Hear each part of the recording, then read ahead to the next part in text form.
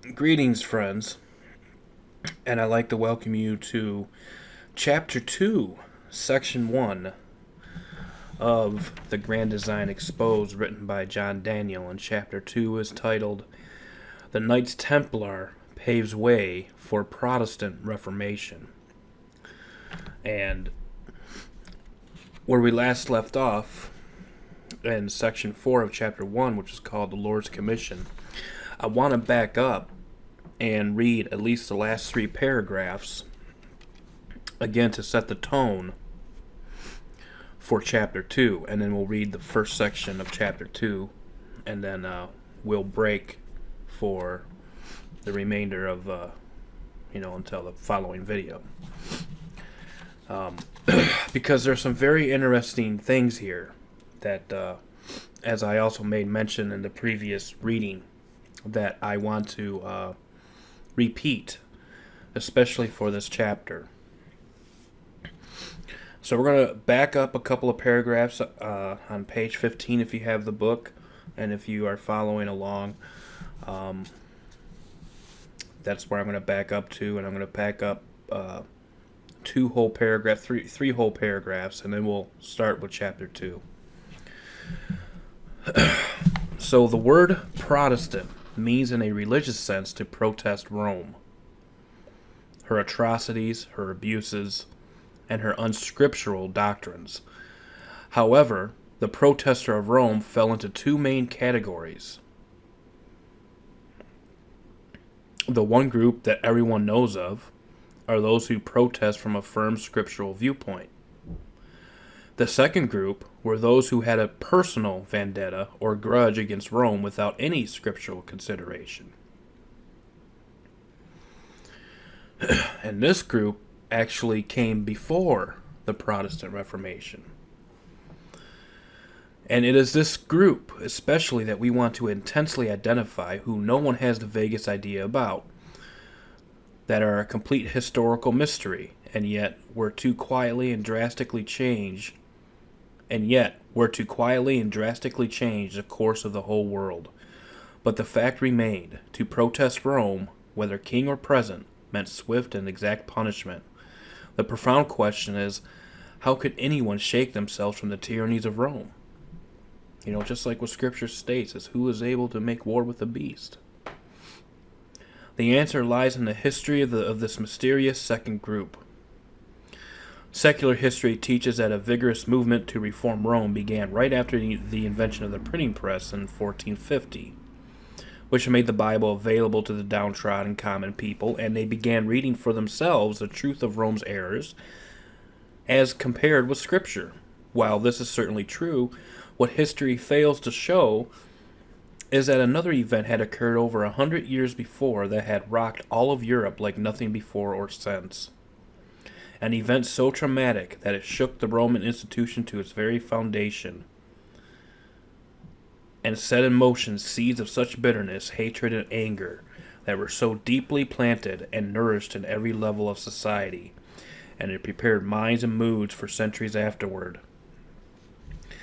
It began abruptly on the date known as the Day of Misfortune, but no one today seems to know quite the reason why, Friday the 13th, October 1307, that the most vicious arrest, suppression, and termination of that group of warrior knights called the Knights of Templar took place. You must bear in mind that these were not just ordinary men, but were of the most noble, aristocratic elite ruling class of Europe.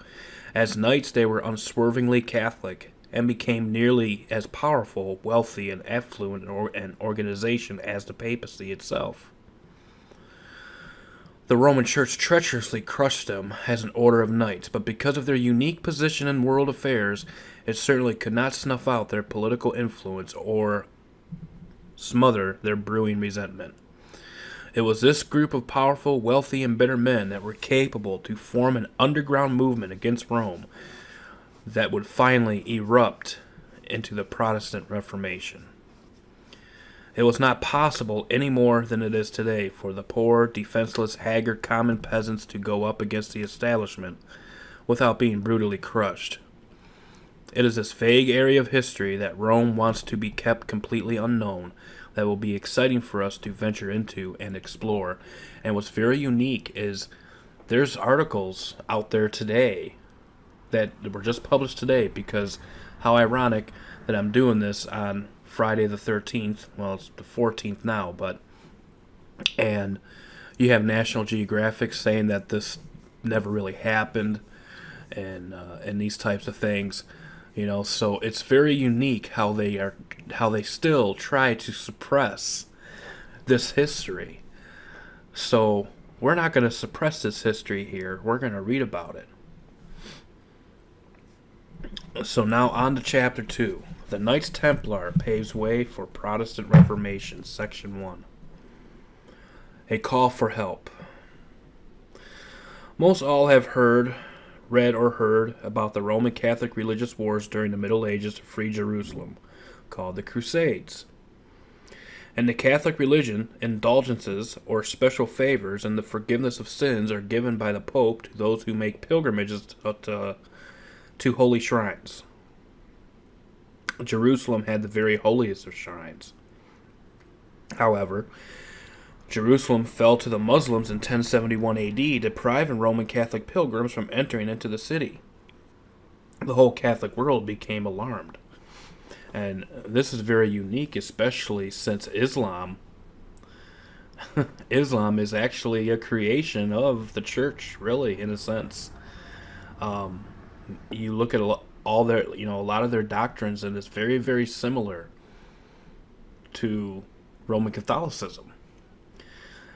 But just like how it states in Genesis, Ishmael was a wild man. That's exactly what they created. They created wild men. Wild men they were unable to control. Sure, they can control a sect of them, but they weren't able to control every lot of them. So that's basically a little side note there.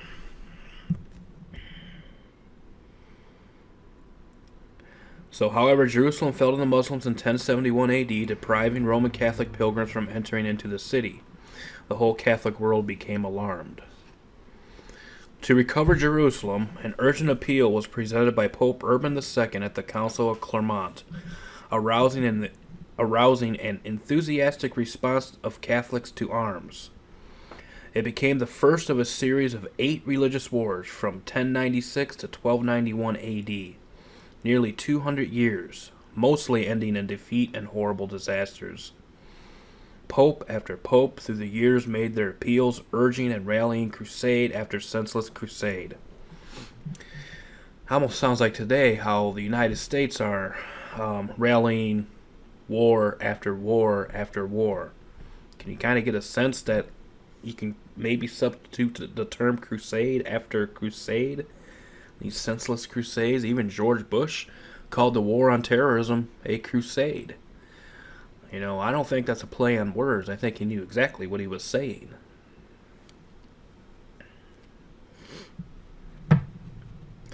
One in particular is repugnant in history, where mere children were allowed to answer the call. Many became sick and died along the way, or were sold into slavery before ever reaching their destination. To the popes, who are supposed to be the representative or vicars of Christ, winning back Jerusalem at any cost was all that mattered. Yet the humble Jesus of Nazareth said in John 18:36, quote, "My kingdom is not of this world. If my kingdom were of this world, then would my servants fight." And yet here is Catholicism, here are these popes claiming to be a representative of Jesus Christ on earth. Vicars of Christ, right? Well, if they were clearly a representative of Jesus Christ on earth, they will personify what Jesus said in John 18:36, but they do not. The Crusaders precariously delivered Jerusalem from the Muslims, and even though they occupied the area, the severe hostilities and frequent skirmishes from surrounding neighbors was a constant reminder of how insecure the victory really was. The Crusaders had fulfilled their vows and were now ready and anxious to return home. What was needed for the replacement was a provision, establishing a permanent defensive military force against the enemy and also a means to ensure protection and safety for traveling pilgrims. These needs brought about the creation of a very unique institution, the quote-unquote military monk order of knighthood. Two orders of knights were established. One, the Knights of Hospitallers of St. John of Jerusalem, later to become the Knights of Malta, who took care of the sick and the physical needs of the pilgrims. The others were the Knights of Templar, who became the military arm for defense and protective escorts for pilgrims traveling to and from the city. The Knights Templar history is one of extreme importance and becomes one of the most fascinating stories ever to be researched. As the first order of men becoming military monks, they became the role model for every succeeding military order afterwards. And you gotta bear in mind, before there was the Jesuit order, there was the Knights Templar. And this, at this time, was the military arm of the Catholic Church.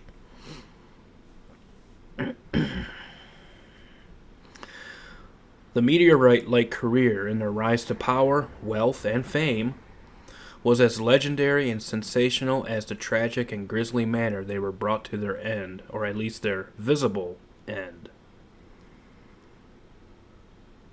You know, you can kind of see foreshadows of the Jesuit order, how when the Jesuit order was suppressed, it seemed that they came to their they came to their visible end, but behind the scenes they are still the most profound, the most intelligent order, the most military order on the earth. Mystery, intrigues, and cover-ups surround their demise, and it is in this atmosphere that presents a great paradox today, especially when considering the parties involved during the founding of the United States of America. It would be very hard to find a greater contrast when comparing the principles on which the Roman Catholic Church is ruled, alongside those which the American Republic was founded. Catholicism is controlled through the rule of one, who has been invested with infallible, absolute, and ruthless dictatorial powers, compelling all to fully submit, with all democratic processes banished and condemned. On the other hand, the American Republic extended to its people the right as individuals to think, to express themselves unobstructed, to be ruled by a government whose laws were for the people and by the people, and they might live and move and worship freely in peace and unmolested. John Carroll was a Roman Catholic Jesuit priest. George Washington was a quote-unquote Protestant Freemason. They indeed, according to the principles they each represented, were supposed to be opposed to one another. Okay, let me read that again. George Washington was a Protestant Freemason. John Carroll was a Roman Catholic Jesuit priest, and they indeed, according to the principles they each represented, were supposed to be opposed to one another. Instead, they worked in perfect harmony together in laying out Washington, D.C., the city and seat of our nation's government, and in conjunction with, and at the very same time, founded the first Jesuit college in the States, known today as Georgetown University. As we progress further in our study, it will be shown the hidden connection between the Roman Catholic Knights Templar and Freemasonry, and how the Jesuits infiltrated Freemasonry, then, by creating a secret society within a secret society, founded their quote-unquote order of the Illuminati. And this is where we're going to close this section, Section 1, which is called A Call for Help, on Chapter 2 of The Grand Design Exposed. I'd like to thank you for listening. Truth be told, truth be known. Stay safe. God bless, and we will see you next time. Bye-bye.